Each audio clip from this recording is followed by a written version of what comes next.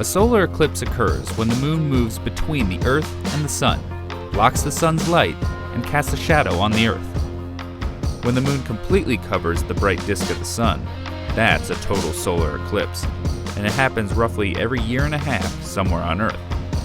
A partial solar eclipse is more common, happening at least twice a year. A lunar eclipse, on the other hand, is where the moon moves behind the Earth, so it's now the Earth blocking the Sun's light on the moon, creating a shadow on it with a red tint. The easy way to remember the difference is to remember what gets darker.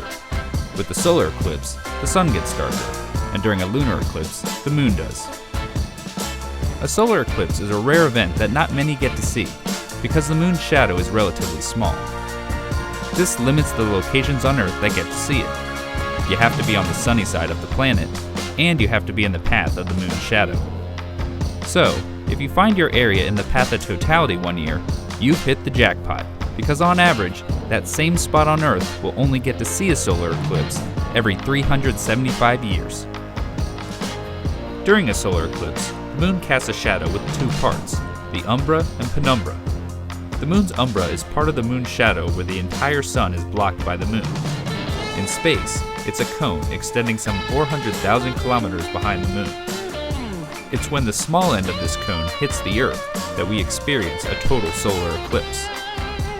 Most eclipse maps depicting the path will show you a circle representing the shadow of the moon, but in actuality, the true shape of the umbra is more like an irregular polygon with slightly curved edges.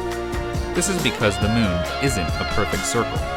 It has mountains and valleys on its surface, which all affect the passing sunlight and subsequent shape of its shadow.